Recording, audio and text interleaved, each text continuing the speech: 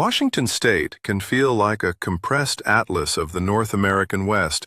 Rain-soaked temperate rainforest, glacier-cut peaks, volcanic slopes, island archipelagos, and inland seas stitched together by ferries and mountain passes.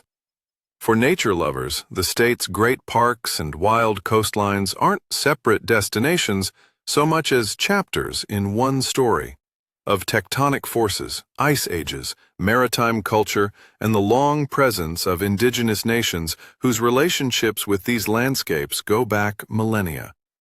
This guide follows 15 standout experiences across Olympic, Mount Rainier, North Cascades, and the San Juan Islands, chosen for the way they reveal Washington at its most alive.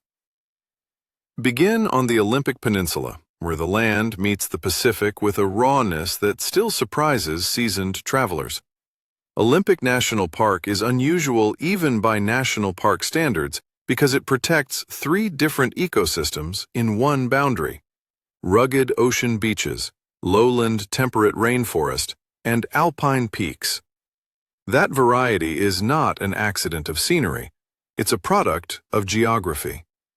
Moisture-laden air from the Pacific rises over the Olympic Mountains, drops its rain on the western slopes, and leaves the Northeast in a rain shadow.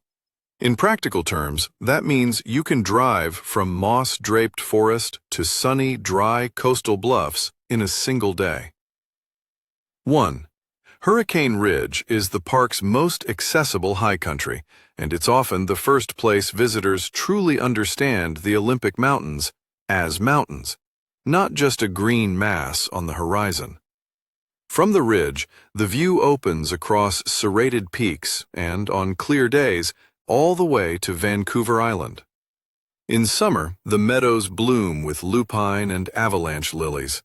In winter, the ridge becomes a gateway to snowshoeing and skiing. The cultural layer here matters too.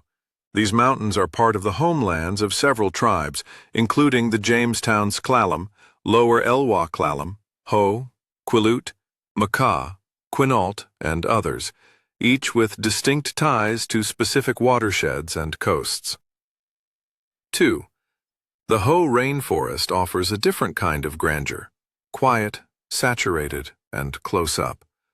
The forest's signature is epiphytic life, mosses, lichens, and ferns that thrive on constant moisture, turning maples and spruce into living sculptures. This is one of the best places in the continental United States to see a true temperate rainforest, where massive Sitka spruce and western hemlock can live for centuries. Walk the Hall of Mosses early if you can. The experience changes when the only sounds are river water and the soft drip of condensation from leaves. 3. Lake Crescent, a deep, clear lake carved by glaciers, gives Olympic a more tranquil face. Its clarity is striking because it is oligotrophic, low in nutrients, so algae growth stays limited. The shoreline trails, including the route to Rainier Falls, thread through old-growth remnants and second-growth forest, a reminder that even in a place that feels pristine, logging once shaped much of the peninsula outside the park. For a classic day, pair a lakeside hike with a paddle. The water can shift from steel gray to turquoise, depending on light and weather. 4. Rialto Beach and the nearby sea stacks at La Push reveal Olympic's coastal drama. Here, the Pacific is not a backdrop. It's an active force, rearranging driftwood, carving headlands, and feeding tide pools. Timing matters. Consult tide tables and aim for low tide if you want to explore intertidal zones safely. Starfish, anemones, and sculpins occupy a world that appears and disappears twice daily. The area is within the Quileute's traditional territory, and nearby communities are living places, not museum towns. Respectful travel means following access rules, staying on designated paths, and treating cultural sites with care. 5. The Makah Museum in Nia Bay is the essential human history counterpart to Olympic's wild coast. It houses artifacts from Ozette, a Macaw village partly buried by a mudslide roughly 500 years ago, preserving wooden tools, woven items, and carvings that rarely survive in archaeological contexts. The museum makes a crucial point. The Pacific Northwest coast's maritime cultures were technologically sophisticated, with ocean-going canoes and complex economies long before European contact. If you continue to Cape Flattery, the northwesternmost point in the contiguous United States, you'll stand above a seascape of cliffs and sea caves where the Strait of Juan de Fuca meets the open Pacific, an intersection that shaped trade, travel, and later, international maritime navigation. 6. The Elwha River restoration is one of the most significant ecological stories in modern American conservation. Two dams, built in the early 20th century, blocked salmon runs for decades. Their removal, completed in the 2010s, reopened miles of habitat. The river responded with dramatic sediment movement and the gradual return of salmon, reshaping riverbanks and estuaries. It's a lesson in how quickly ecosystems can begin to heal when barriers are removed, though recovery is measured in years and generations, not weeks. Visiting the Elwha Valley offers a chance to see restoration in progress rather than conservation as a static ideal. From Olympic, pivot southeast toward a different kind of mountain, Mount Rainier, a 14,410-foot stratovolcano draped in glaciers and visible from far beyond the park boundary. Rainier is not only a symbol, it's an active volcanic system, and its hazards include lahars, fast-moving mudflows created when volcanic heat melts snow and ice. That geologic reality has shaped everything from emergency planning in nearby valleys to the park's scientific monitoring. Yet for most visitors, Rainier's power is experienced as beauty, a towering peak that creates its own weather, catching storms and casting long shadows over wildflower meadows. 7. Paradise is Rainier's most famous high-elevation area, and for good reason. Subalpine meadows here explode with color in late July and August, paintbrush, lupin, asters, while the mountain's ice fields loom above. The name Paradise dates to the 19th century, when early visitors were struck by the floral abundance. For a balanced day, take the Skyline Trail if conditions allow, but treat snowfields with respect even in summer. Traction can be necessary and visibility can change quickly. 8. Sunrise, on the northeast side, is the highest point in the park reachable by vehicle, and it offers a different angle on Rainier's mass. The light here can be extraordinary, and the views extend to Mount Adams and, on clear days, Mount Baker. Because sunrise sits high and the road is seasonal, it's a place where timing is everything. Arrive early to avoid crowds and to catch the crisp morning air before afternoon haze or clouds build. 9. The Grove of the Patriarchs area has been a beloved stop for old-growth forest viewing, though visitors should check current conditions and access because storms and flooding have affected infrastructure in recent years.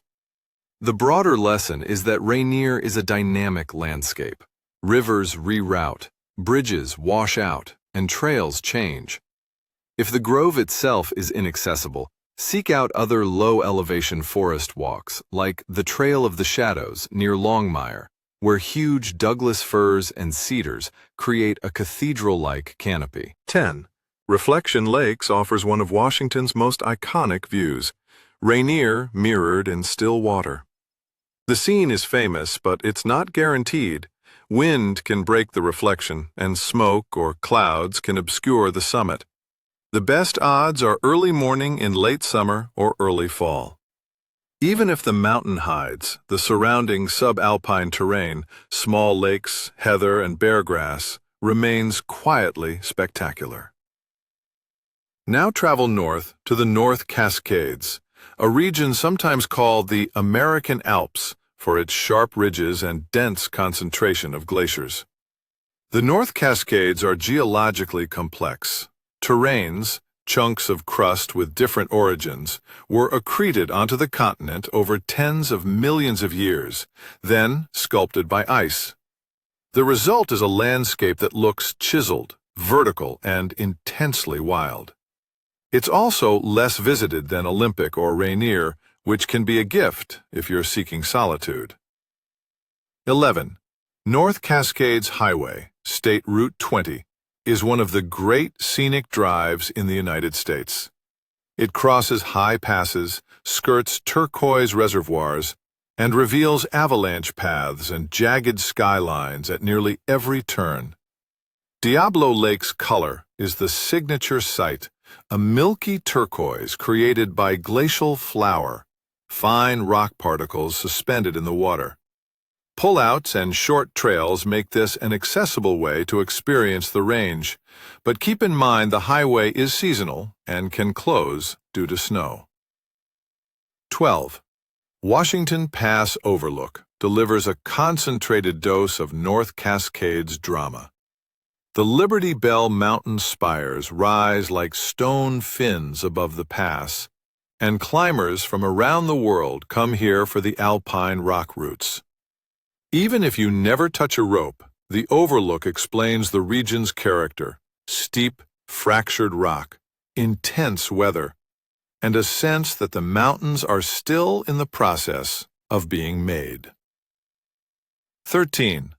Cascade Pass and Sahale Arm is a classic hike that earns its reputation. The trail climbs through forest into open alpine terrain, where marmots whistle from boulders and glaciers hang in the distance. The route offers a clear view into the mechanics of alpine landscapes: cirques carved by ice, moraines marking former glacier edges, and fragile meadows that recover slowly from trampling. Stay on trail, give wildlife space, and bring layers. This is a place where sun can turn to sleet in an hour. From the high peaks, shift to saltwater and the inland sea of the Salish Sea, where the San Juan Islands sit between Washington and Vancouver Island. These islands have their own rhythm, shaped by tides, ferry schedules, and a maritime history that includes Coast Salish stewardship, European exploration, and contested borders. The Pig War of 1859, sparked by the shooting of a pig and escalated into a military standoff, ended with arbitration that set the U.S.-Canada boundary through these waters. It's a strangely fitting story for a place where geopolitics and nature share the same horizon. 14. Lime Kiln Point State Park on San Juan Island is among the best shore-based whale-watching sites in the world. The park's lighthouse overlooks Haro Strait, a deep channel that orcas and other marine mammals use as a travel corridor. The whales you might see here are part of a complex ecological and cultural story. The southern resident killer whales are endangered, and their survival is closely tied to Chinook salmon abundance and noise levels from vessels.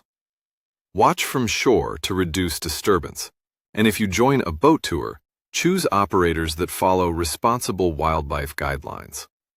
The real reward is not just spotting a dorsal fin, but understanding the web of relationships that makes such sightings possible. 15. Moran State Park on Orcas Island, especially the climb or drive toward Mount Constitution, offers the island's grand overlook. From the summit, the view stretches across a maze of forested islands and channels, with the North Cascades rising like a wall to the east. The park's lakes, trails, and old stone structures reflect early 20th century conservation and recreation ideals, when public parks were designed as places for both contemplation and active exploration. A few practical travel notes tie these regions together. Washington's wild places are governed by seasonality. Snow closes high roads well into summer, and coastal storms can make beaches hazardous in winter. Always check road and trail conditions, and carry the essentials: layers, rain protection, navigation, and extra food and water. In the mountains, start early to avoid afternoon weather shifts, and to find parking before lots fill. On the coast, treat tide tables as safety tools, not trivia. Across all these landscapes, remember that wildlife is not scenery. Give animals distance, store food properly, and keep dogs leashed where required. Finally, hold on to the idea that Washington's nature is not separate from its people. These are indigenous homelands with continuing cultures and rights. They are working waters with fishing fleets and ferry lanes. They are monitored volcanoes and restored rivers. They are forests shaped by both logging history and modern conservation. To travel here well is to notice those layers. Stand on a windy headland at Cape Flattery, watch fog lift off Diablo Lake, or wait for the first clear glimpse of Rainier above the meadows at Paradise. And you're not just collecting views. You're meeting a landscape with a long memory, one that rewards curiosity, patience, and respect.